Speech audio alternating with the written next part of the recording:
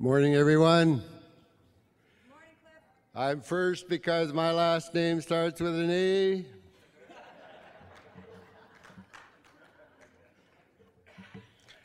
Jew Dwex Atiak Yakotzi Nisma Squamish Tooth Musquim Atiak Tishuk Yakisu Tlawai Utswinik Chatimson Apeko Atsakan. Ohtakna Yakna Mamums Mamums Hatiak Koyatik Leona Aglukak, Minister of Health. Utsukna Hamipkun Kwamiti Tsawak Chakka Hamip Isak Utswinik Kwapen Ishukho Asakan Uksna Asha Timsinapeko Asakan Matakutas Yakotzi Hawe Yakir Unak Ha Hotli Istakshitsanas Wikitnako Aso Quit Quab Kano Atlokayaktimus Atnanas Quabaktal Squa Se Wakataktish Se Wakataktush What would walk a Ihpit Yaktimus Atluk Ko Asa Yaktimus Uksraat Isak Hamip Qad Hishukitsawak. We can initial class Stakshit Lahusit. I like to express thoughts in new channels because of what we're going to speak about. It's not just about new channels, but leadership and governance. And I have a lot of respect for our Hawe, their Hahotli. Hahotli is territories that includes the land and the resources and the people and the principles that guided leadership with the strong understanding of Ishukitsawak, with the application of Isakamis, which is respect for self, respect for others, respect for all life and everything else. The interconnectedness of everything, the need to be careful in what you do, where you do it, how you do it. You know, those principles and achievements in Hahotli, they're gifts from the Creator. And I wanted to express formal appreciation to Minister Aglukak for her strong will to fight and protect what we're doing here in British Columbia, and to be pride, to have great pride when she spoke about it at the end of January at the gathering of with the ministers in Ottawa, with AFN and Ainshed and all the leaders that attended. We need to understand and know that she protected the funds that we're going to be taking over from the base year of 2008, 2009. And it took a long time for the federal government to eventually sign on, simply because there was that internal fight to protect what we're doing here, protect the funds that we're going to be utilizing to improve the well-being of our people. So we all need to appreciate that very much from Leona Aglukak. We come from a very strong history of leadership and governance. Every one of our nations here, 203 nations in British Columbia, all had leaders, all had advisors, all had councils. You know what public doesn't appreciate is how complete our societies were before contact. Totally self-sustaining. Everything was in place. Our laws, we had councils, we had Witwak, who were keepers of the laws.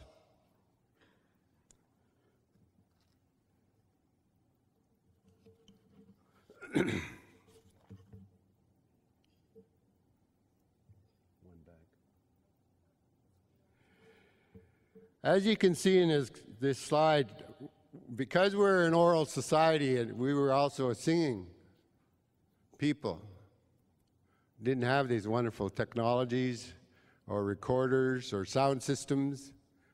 We had booming voices. And we had a lot of ceremonies and potlatches and big houses, places where that was our governance house. I want you to keep in mind all of the presentation when I said Hishukitsawak.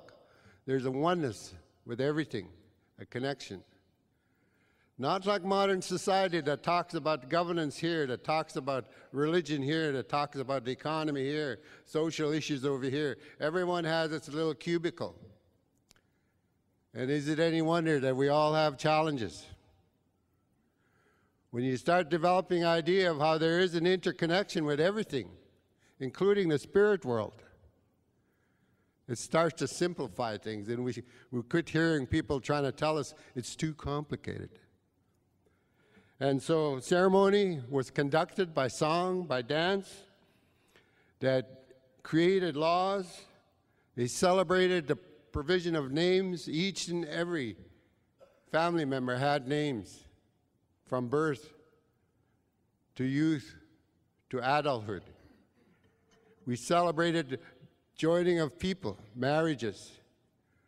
We went from one village to the next to ask for the hand of a bride. So I think it's so important for us to remember our history. It's not just the last 150, 200 years. It's thousands of years, and in that period of time, each and every one of our communities stood on their own feet and looked after the whole community, and they knew how to do it. We're going to turn it back, and this taking over the health is very much a part of going back.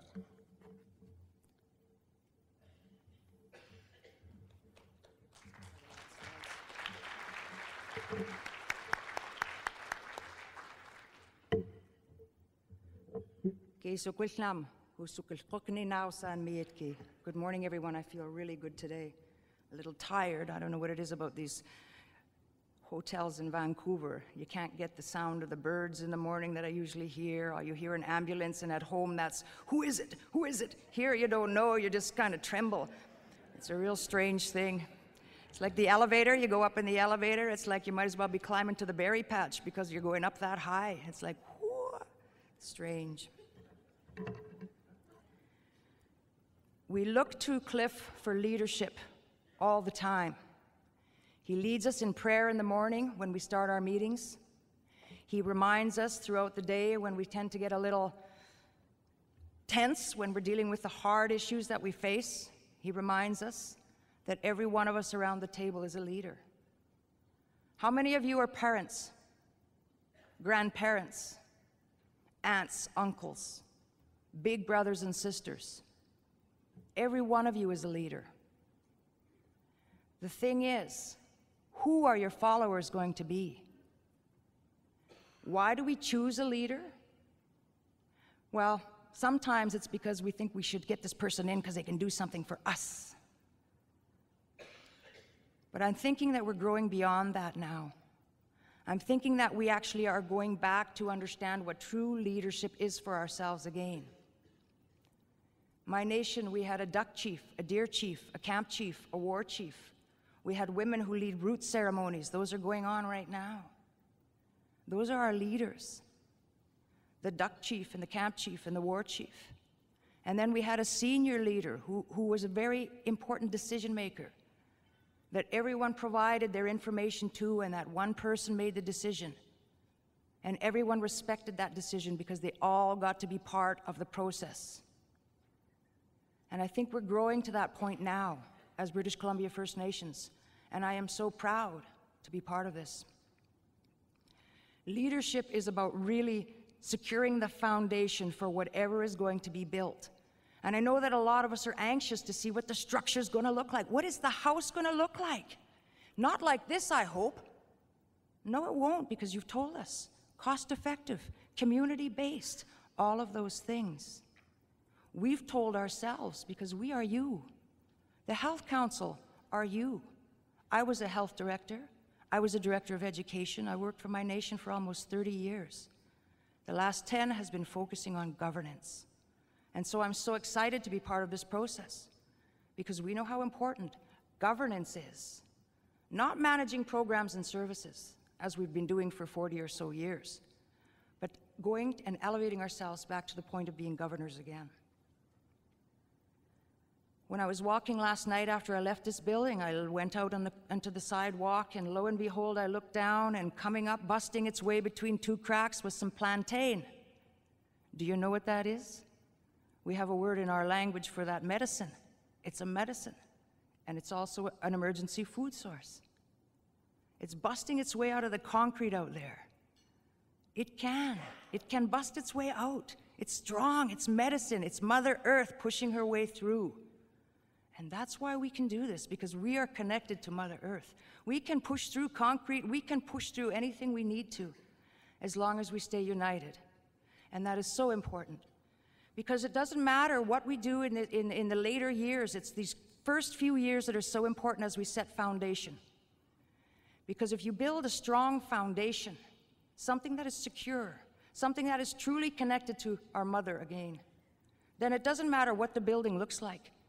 And in fact, if you know what it's like in our communities, sometimes one foundation has 3 or 4 different buildings sitting on it over the course of decades and decades, because the foundation was built well. We also know in our communities we have structures that are falling apart.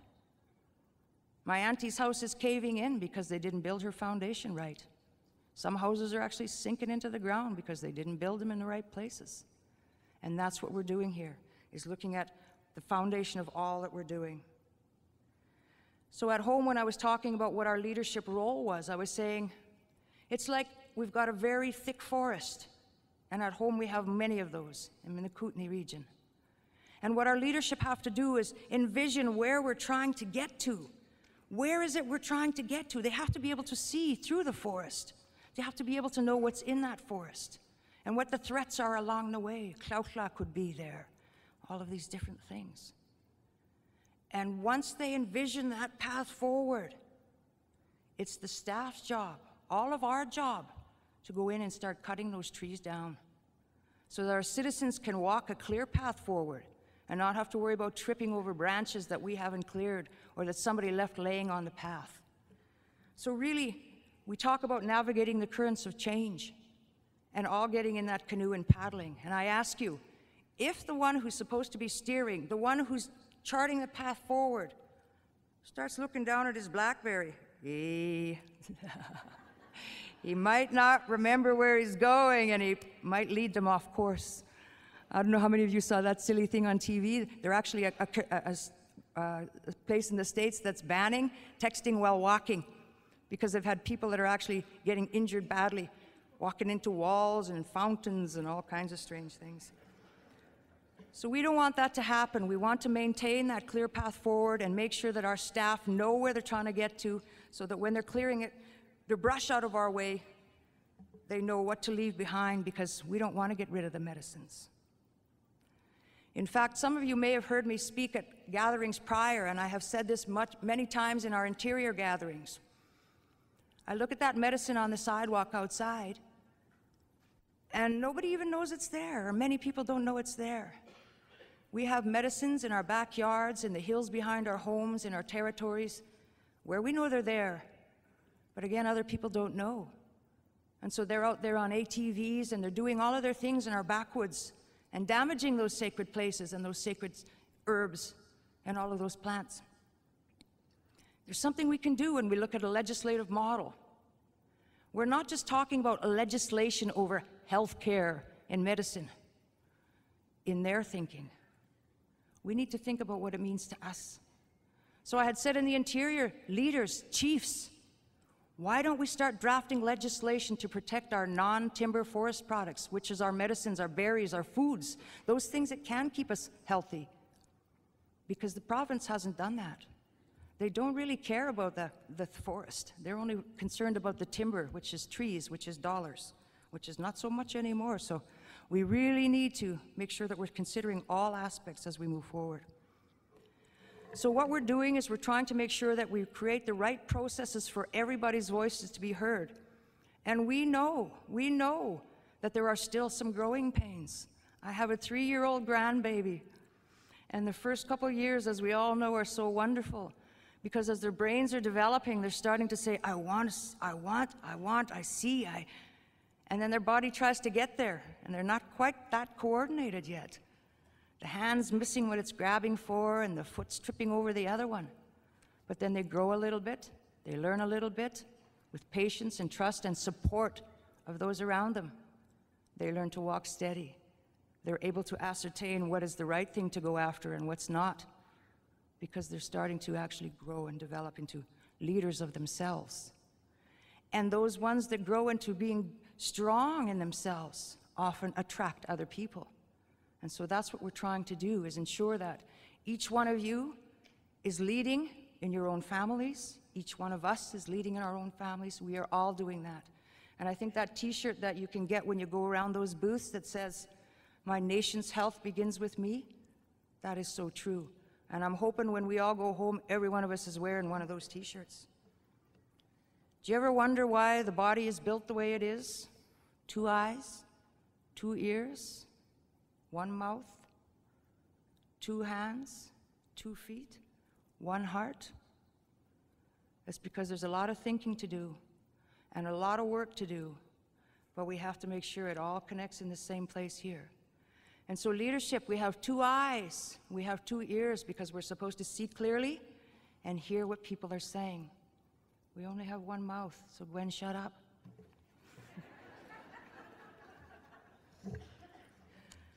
So we're hoping that each one of us understands and appreciates what our roles are as governors as we move forward, to maintain that vision, to stay true to this path, and when times get difficult, we don't go sideways at each other. We don't bring lateral violence to the table. We bring love to the table, because we know that healing is so critical. My people addressed fetal alcohol syndrome, 15 years ago. And we did it by establishing a program called Community Healing and Intervention Program, because we knew we had to heal around that before we could actually address the issues. And I think that's where we are right now, is understanding that our processes initially are going to involve a lot of healing, a lot of connection back to the land. And that's what again, as governors, to make sure that we're creating the right relationships, the right structures, processes, so people can feel engaged, and to know that we don't all have to do the same work. There's enough work for every one of us to take our piece of it. But we have to have trust. Trust that those that are taking care of the other piece of work are doing it in a good way. And I think we've got that now. The directives that have been given to us, they are clear. And so we actually carry those. There's no lie. We carry those little Bibles to every one of our meetings, last year's papers, and we'll do the same as we move forward, because it's a building process. It's not like we forget what we were told last year and then we get a new marching order. It's accumulative. And what we're doing in that is setting standards over a long term. What are standards? It's like the bar that you're going to achieve. It's like the level of growth or whatever you're trying to achieve. And so I tell people that we have to be careful when we set standards, because we can set standards that are things like Minister Aglukak said, which I go, which is to have access to the same things that other Canadians do. I don't want that. I want access to my own medicines, my berries again, all of those things. So we have to determine what it is that we want for ourselves and make sure that that is the thing, those are the things we're planning for. The other things to make sure that we're doing is every time we set a plan, we have to set an evaluation side to that plan. Okay? Planning and evaluation, we need both. So we can always look back and assess, how are we doing? How are we doing? How are we doing? making sure we're doing things right. And sometimes that means somebody from the outside looking in to see how we're doing. So I'm hopeful that we'll move some of those things forward as well. And we'll keep that as one of our standards, that whenever we set the course forward, we measure our growth towards that. We also have to make sure that when we're putting labels on things, we had yesterday in our Interior Caucus some discussion about what something like cultural competency meant. I haven't got a clue about Cliff's culture. I respect it. We have some common underpinnings, trust, all of those connective things to the land, etc. But how we live is very different because of our environments. So we have to be able to create systems that respond and actually meet those needs within each territory. So it's so important that we build these things from the ground up. So we don't envision a big building like this. Yes, we envision some sort of central office, of course, where you house those common things. But more critically, what are we going to do in our own backyards to make sure that this is a success? What are we going to do, and are we going to do as either a leader or a health technician, a mother, a father, a grandparent? What are we going to do in our own communities? The 7 directives that were developed are very important. Community-driven and nation-based. What does that mean? Well, we've got some sub-bullets under that statement that start to bring some understanding to what those things mean. But by no way are we finished defining those things. And so yesterday, again, in the Interior Caucus, there was a request, let's put some definition beside some of these labels that we're putting on things. Because the clearer we are in understandings, the more trust we can build. So I'm hopeful that as we move forward, we can come together continually as regions. And I have to say thank you so much to my region for the trust you've given me to help move this forward. And I want to say that I have witnessed within the Interior region a move from being very concerned, very fearful a few years ago, to being very dedicated and getting very well organized to move this forward. We have a unity declaration in the Interior. We are working as nations, and we're hopeful that we will see, because of this process, a rebuilding of all of the nations in BC, that all of the communities that are out by themselves, I hear people talk about independent communities. In my understandings of our history, there were no independent communities. Everybody belonged to somebody. Our relatives lived in that community. So let's hope that we put our politics in the back pocket for a while, because we're not playing with those people, the politicians. We're not playing with those people. We are about our lives and our futures. This is about us working together. So we don't have to be politicking here. We really have to focus on rebuilding good governance from the ground up. Hey.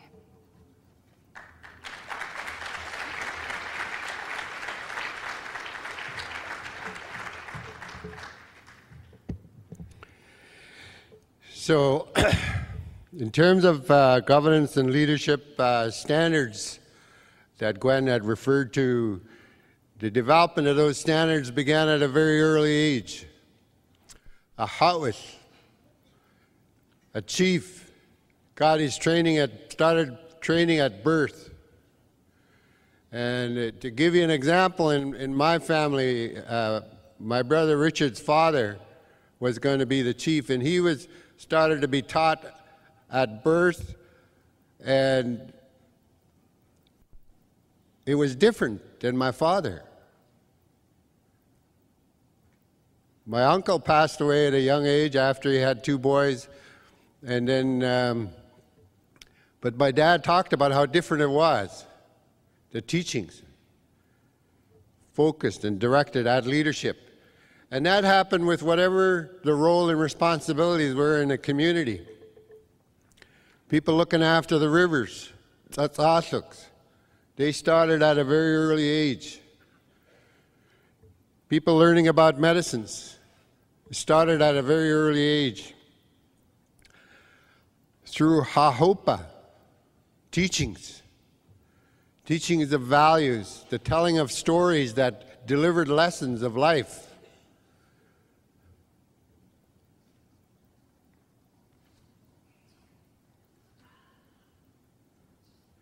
So the standards that guided our communities in the past, they were embodied in laws that were developed in our big houses. And they were very strict. They had people that were knowledgeable about those laws. And no one, including a chief, was above the law. A true story in the history of a house that I'll tell you. A chief and his wife started stepping beyond the bounds of in terms of their behavior. And the Witwak, who were the keepers of the law, approached them and warned them, you can't be doing that. What they were doing was taking goods without asking and hoarding it. A Hotwith never does that. And they kept on after both the husband and the wife. They kept on after the warning.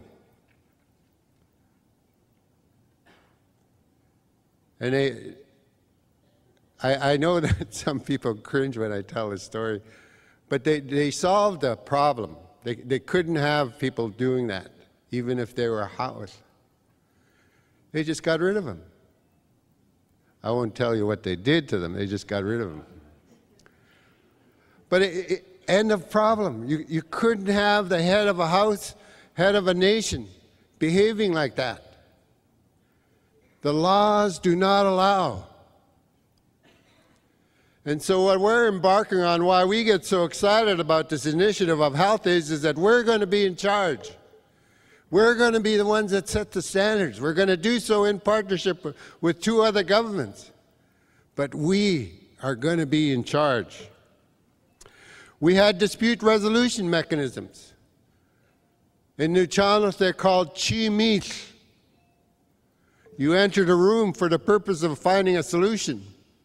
You put everything out on a table. Leave nothing out because you're after a solution. When you came to that solution, you left the room. You didn't bring anything with you. You left it in because you've solved it. Now, how complicated can that be? A way to resolve disputes and do it in a good way.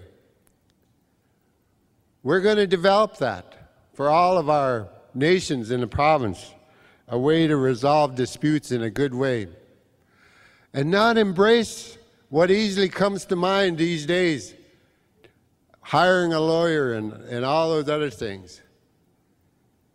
We can do better than that.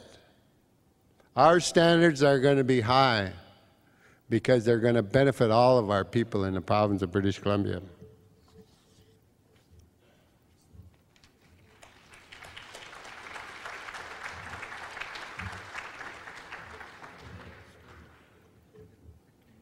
Okay.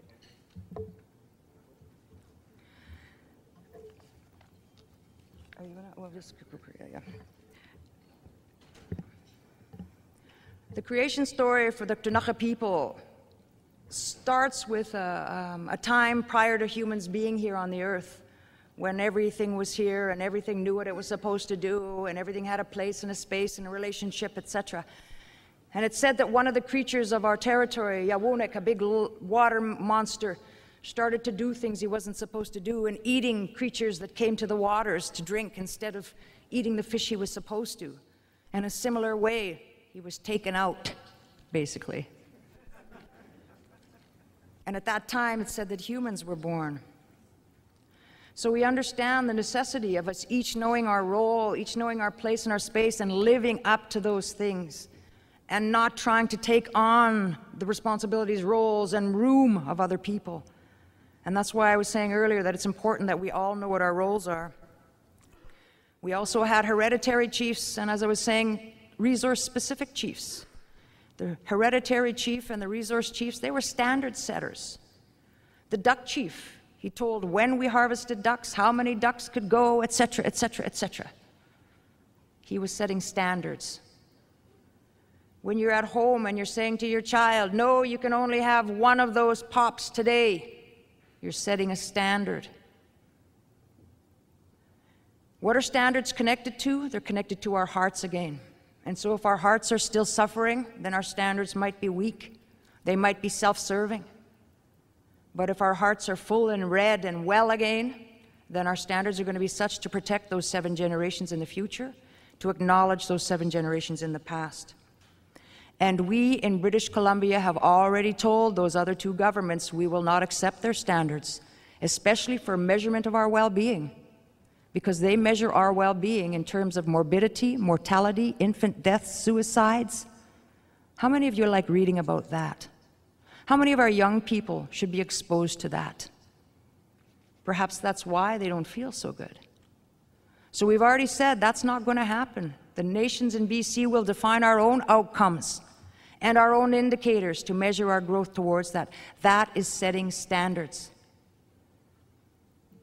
Where do they come from? The vision. You set the vision in place. The Ktunaxa Nation vision is strong, healthy citizens and communities speaking our languages and celebrating who we are in our history and our ancestral homelands, working together, managing our lands and resources as a self-sufficient, self-governing nation. As soon as we put that vision in front of ourselves, our leadership, we had to take it to the people. It went everywhere, and it took us almost 2 years just to adopt that vision statement. But it was so important that everybody had an opportunity to be part of it, so it was the nation's vision, and not just those chiefs that were in that room. That vision then allowed us to say, what is a strong, healthy Ktunaxa citizen? That's where our outcomes and indicators came from for all of our social investments. And what do I talk about social investment? It's our holistic model. It's housing, it's employment, it's education, it's early child development, it's culture, it's gender, it's all of those broader determinants of health brought together. So we can set standards for ourselves. We must set standards for ourselves. We are setting standards for ourselves. Question, you heard me say a minute ago, one of our 7 directives is community-driven, nation-based. Call out anybody that knows any of the other 6. Anybody? You got your papers in front of you there. Da, da, da. Build human and economic capacity. Hey, thanks, Davis. There they are. So in defining what those mean at each region, we will start setting standards. They have to be set within each nation, and then they'd be elevated, elevated, elevated. It can't be what we're experiencing now, where the standard is set in Ottawa or Vancouver, and then we try to work towards it. I come from Akinkumtlasnukleet. I come from Tobacco Plains. Tobacco Plains. I used to duke it out with Health Canada because they brought in all these get rid of tobacco posters, and I'm going, no, we can't get rid of tobacco. We just have to give it its sacred place back and not be using it as a recreational event. Then it will help us get healthy again. So their thinking and their understandings don't match up with our values and our understandings, and that's why I say it has to be homegrown. Community-driven, nation-based. So no community gets left behind. So no small community struggles. So no big community can oppress those others. We don't do those things anymore. So we will come up with community-based activities, nation-based responses and plans, etc. Move those forward and move them up. And the standards we set will evolve over time. Because when you don't know what you don't know, you don't know. And believe me, ignorance is truly bliss. The more you know, the more you have to know, the more you're required to do, etc. So I'm going to jump ahead to what we're calling competencies here as one of the variables of having a good structure and good institutions in place. The people part of it has to be there first. So health literacy, financial literacy, organizational literacy, all of those things have to happen. We have to be knowledgeable as First Nations people. And this is sometimes this is new space for us. So we all have to gain that knowledge. And that's not about somebody teaching you something. Things don't happen that way. We learn. I don't know how many classrooms I sat in, like I'm doing right now, I'm sorry, people, but I never paid attention. It was only when I wanted to learn something that it actually stayed with me. And I think we all have to want to learn this, because it's our responsibility, so that we do have the ability to respond to these challenges that are coming up to us. So we have to look at the competency, but we also have to look at tools and instruments. We have to look at the things to allow us to do our jobs, and the instruments, the agreements, the relationship documents, those partnership accords, etc. So we have to look at all of the variables. So it's not as simple as snapping your finger and something appears. We have to make sure that as we create structures, that we're thinking about separating various functions. I was at a gathering in Arizona on constitutions, and they were talking about powers of government. Powers. And I said, oh my God, this is the place where they have bombs in their national anthem, right? It's so evident. And they have lots of corruption in their tribal governments down there. So I'd suggested, rather than power, which brings this funny feeling to a human. The only word I know of power in our language is actually, it connects to your spiritual self, not your. So we'd suggested, how about talking about functions of government rather than the powers of government? How about talking about the responsibilities of government rather than the powers of government? And so people were starting to think, and how about putting your own nation's values down in that document and making it your own? So your people 100 years from now know who they are and where they came from. And I'm hopeful that my grandbaby, who's 3 today, will one day be in front of your grandchildren, working hand in hand, taking care of us in our senior years. Thank you.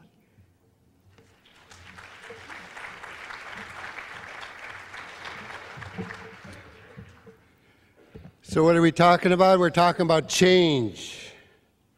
And you know, our people were good at planning. There wasn't too many things that happened without planning.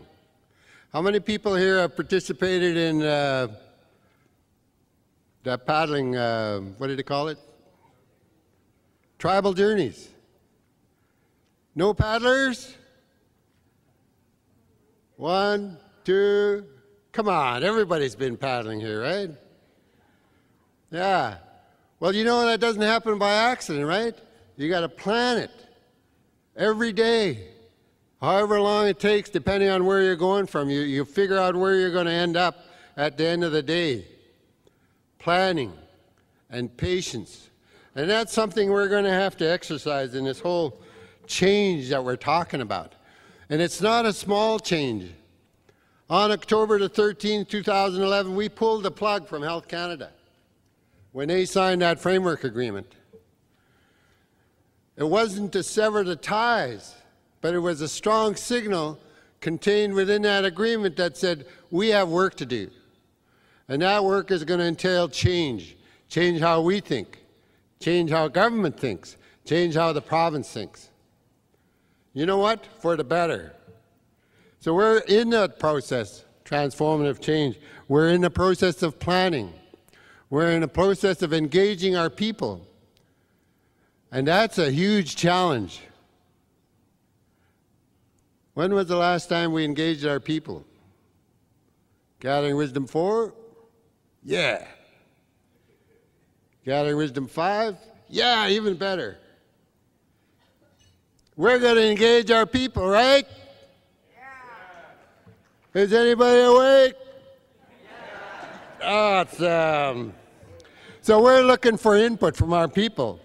And we have to practice due diligence. Discipline is something we got to have. Because what Gwen is talking about, that foundational development, it has to be rock solid. And you know what? It is going to be. We are going to engage our people. And we're going to develop that strong foundation for that change to come. Because we're on this journey. We're on this journey and a good path. Because it's for all of our people. It's for our children and grandchildren and great-grandchildren, and for future generations. When we start hearing politicians talk like that, they're going to be better partners, and we're going to teach them. So You know, the discipline is so important. My great-grandfather, Kista, was a whaler, and he only had 3 kills in his life because every crew member had to prepare himself spiritually, physically, and mentally. And if only one of them were not properly prepared, it jeopardized the whaling. So he only had 3 kills, 3 successes. And it was huge because whales fed a whole village. And so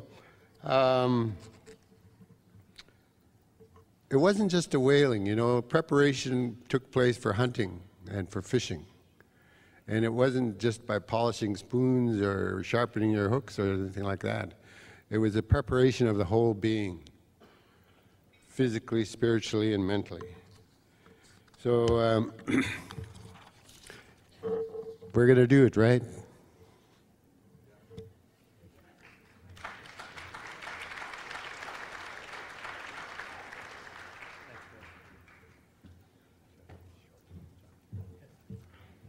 Hadi, Tsacho, Tsleil-Waututh, Musqueam, Squamish, Masai, no Disney, no Kayati, and by Yitzhak, Zanawat, Naswadizal, no health salt, Nines Dele, Wani.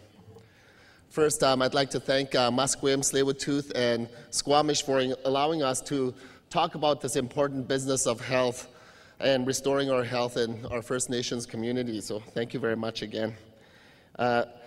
As First Nations people, systems and accountabilities are no different.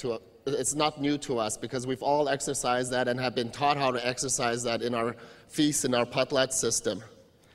And I think it's about time that government steps aside and allows us to fix what it is that the society has bestowed upon us due to effects of colonization.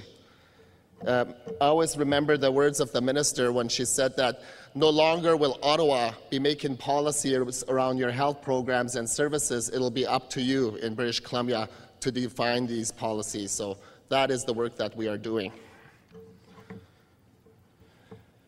So setting the stage, we've worked very hard, and all of us here in this room have worked very hard to make sure that we protect our health services and programs, to ensure that we meet and talk about how we're going to fill the gaps that exist in many pockets of British Columbia.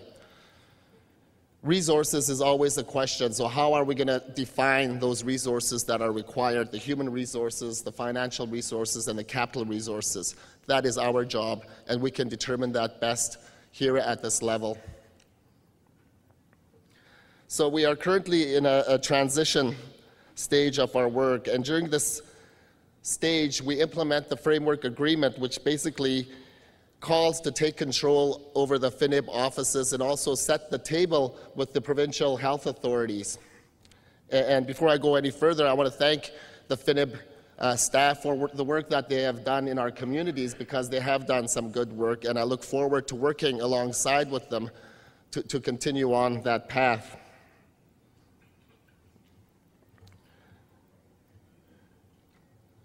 So in saying that, we need to make adjustments in terms of how FINIB operated so that it meets the needs of our communities. And we're not, as a council, going to define that. You're going to define that with us as we move throughout this journey.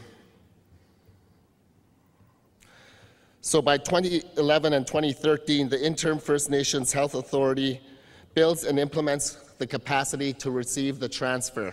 Basically, it's the nuts and bolts of dismantling the FINIB office from government and plugging them into a First Nations structure and authority.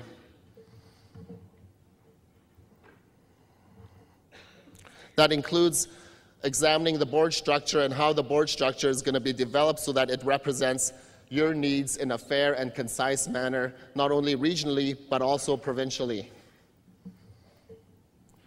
We are also working on sub-agreements, and I think we have until October 2013, and I think Davis said we have 206 days left. So he's cognizant and reminds us of time. So in terms of the implementation committee, which consists of myself and Grand Chief Doug Kelly, along with the provincial and federal partners, our responsibility is to complete sub-agreements revolving around the non-insured health benefits, which we currently know as, the finance, the accommodation, which basically means the offices that FNIBs currently occupy in different regions of the province, capital programs, IM and IT, information management and information technology, so how we're going to make the system work, or how we're going to tweak the existing system to make it work so that we know that your checks are in the mail on the 1st of every month. Human resources, there's currently about 220 staff at FNIB. How are we going to transition them into a First Nations Health Authority? And there's some of the issues that we need to address are reasonable job offers. Of course, FNIB staff will have the opportunity to decline or come along with the health authority.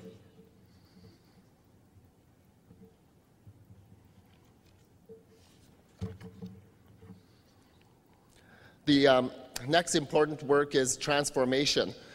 First, we need to take control of the programs and services that are currently offered to all of our communities. And many of us have said that some of the programs are good, they work, let's not bother those. However, some of them are not meeting our needs. So how are we going to change that? And again, we're going to go back to our sub-regional caucus, our caucuses, to discuss and to have a conversation about some of these programs which we call transformation. And we can transform programs until they really meet our needs. So we have an endless amount of time to really think hard about how we're going to redesign these programs, because these programs are very important to our community. One of the biggest challenge we always have in First Nations communities is the non-insured health benefits, particularly the patient transportation. It seems like that envelope has not kept up with our population nationally. But here in British Columbia, we do have that opportunity to change that program so it does meet our needs. So we have until 2014 to really discuss transformation and program redesign, including innovation and evaluation. Gwen spoke to the importance of evaluation and setting standards so that we are on track and in accordance with the vision of many of you in the room. Implementation and evaluation of the health partnership. Again, this will be ongoing. Many of our regions have completed or near completing signing partnership accords with their local health authorities, and that's going to be an important table to dialogue and draw upon the provincial health services, because we are British Columbians as well, and we deserve those programs and services. We continue to work with First Nations Health Council, First Nations Health Authority, and the First Nations Health Directors Association to move this agenda forward. And as Gwen said, that we need to know each other's roles and responsibilities so that the foundation remains strong. Community engagement. This is our annual meeting to get direction for the next year's work plan. So it's really important that we have full participation, and I'm proud to say that we almost have 100% participation of chiefs and health leads in British Columbia. Give yourselves an applause.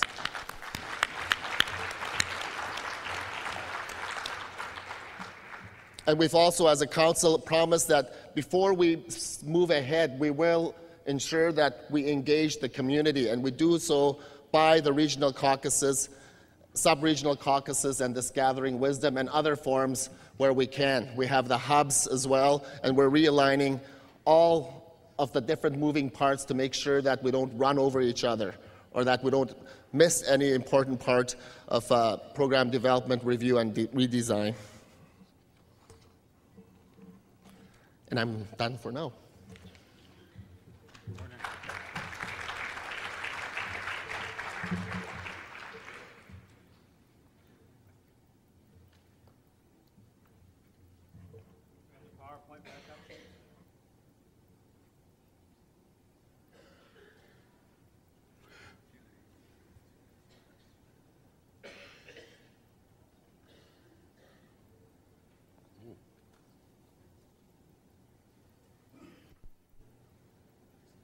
Too fast.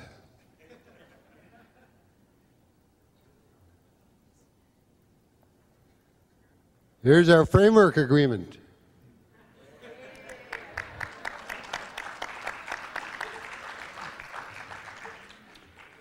You know, that's exactly what it represents, a framework agreement. And you can see how durable this building is going to be in terms of the framing. It's going to be durable and it's going to be long-lasting, much like our longhouses that outlive most of us, probably all of us. And you know, there was great doubt about our ability to do so.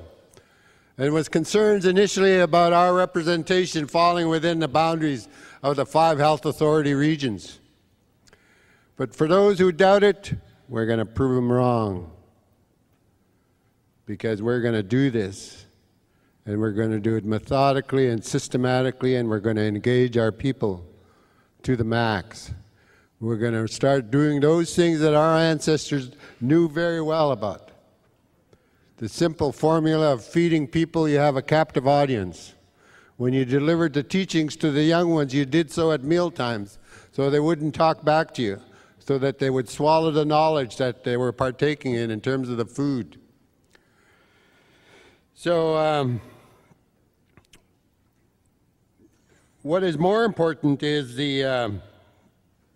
that in terms of the framework agreement and it being the structure, is that function that we're talking about, organizing ourselves. Every one of our regions has developed terms of reference on how we're going to conduct our business. We've developed terms of reference for the Health Council, for the authority. Every one of the families within the regions on Vancouver Island, for example, the Quaggas and the Coast Salish and the Nuu-chah-nulth, each and every one of them have their terms of reference. It's a guide on how we're going to do our business. It's formalizing it, and it's indicating very clearly that we have to have representatives of our governance structure within attending our meetings.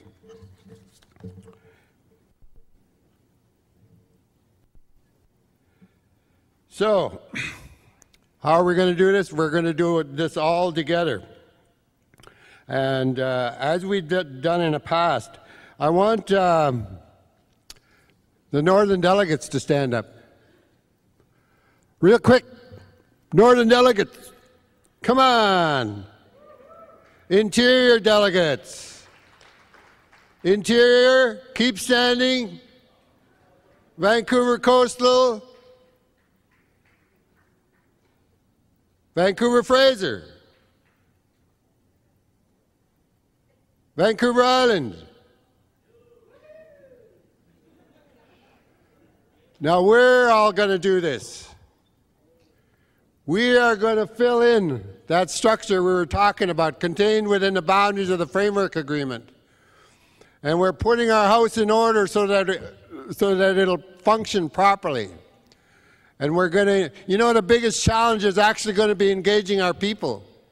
And keep in mind what our ancestors knew about the simple formula of feeding our people. You always have a captive audience. Yes, use these little magic things, but don't depend on it. Do your newsletters, but don't depend on it just being the only source. Your most powerful tool of delivering understanding and messaging is to gather people together and have a dialogue and deliver that understanding and enable question and answer so that maximum understanding. So when it comes time to make decisions, we do so with full information. Oh, I should ask BC to stand up. Where is British Columbia? Is British Columbia in the house? Yes, they're awake too.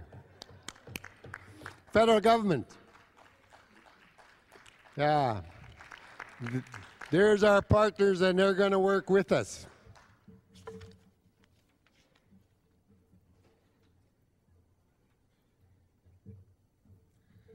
So based on the feedback we've received to date, it spoke to the First Nations Health Authority structure.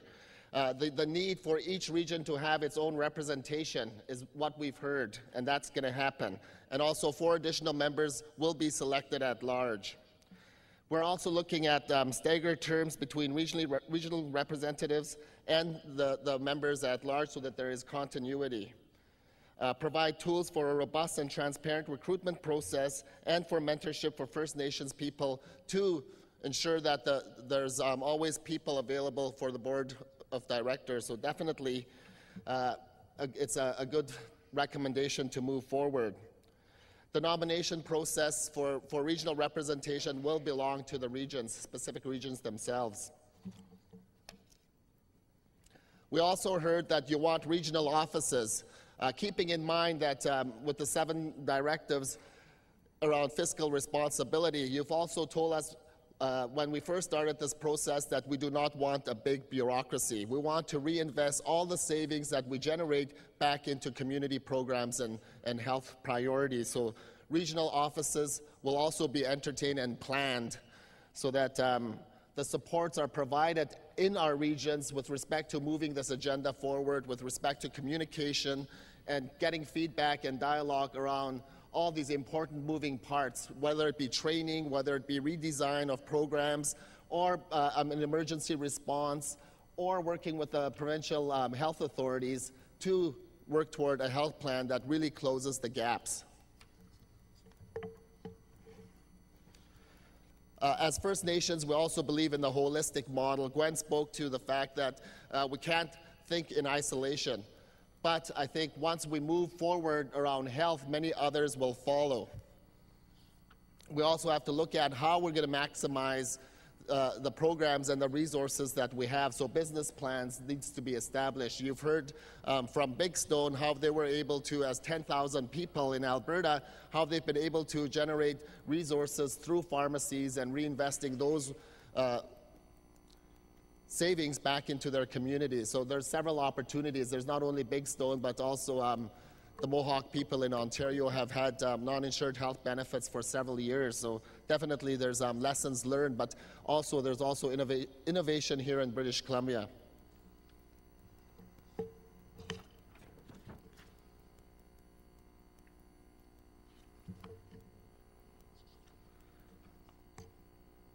Again, upholding our commitments is important, and I think keeping ourselves in check through these forums is also important, and also making sure that there's dialogue, continuous dialogue among each other so that we don't lose sight of our objectives. Reciprocal accountability. So we always state that what does accountability mean? Accountability, again, is keeping ourselves in check, making sure that the work moves forward in a good way to achieve common goals. Our common goals is to improve the health of our citizens here in British Columbia. Our common goal is to make sure that we reinstitute some of the values that our people, our ancestors have taught us around good governance and building strong foundations and stronger homes for the generations that are yet to come. So it's all of our responsibility. And again, going back to what Gwen and Cliff has stated earlier, that clear roles and responsibilities are important in moving forward on this path and journey. So we need to define responsibility at the community level, taking health actions for your own health and benefit. So designing some kind of a wellness program for your community so that we escape some of the statistics that are currently being released. Example, obesity, poverty. How do we do that? And collectively in the community, we can do that by restoring back to our original values and philosophies and living off the land and ensuring that we take care of the land and our families and our people. Regional level, how do we support each other at the regions? If one community doesn't have enough resources, how do we collectively, along with our partners, whether it be the federal or provincial government, how do we fill those needs? So that's at a regional responsibility. Provincially, how do we move forward collectively? How do we set the stage and the table? So far, we have set the stage. As I mentioned earlier, the accords are being signed to engage the health authorities to come up and bear the responsibility that they have. So no longer that our people will be left out in the cold without proper resources in improving their health needs. National and provincial. We've heard our national chief yesterday state that Canada and the rest of First Nations and across the country are watching us. So definitely we will demonstrate good governance, a good structure to move forward.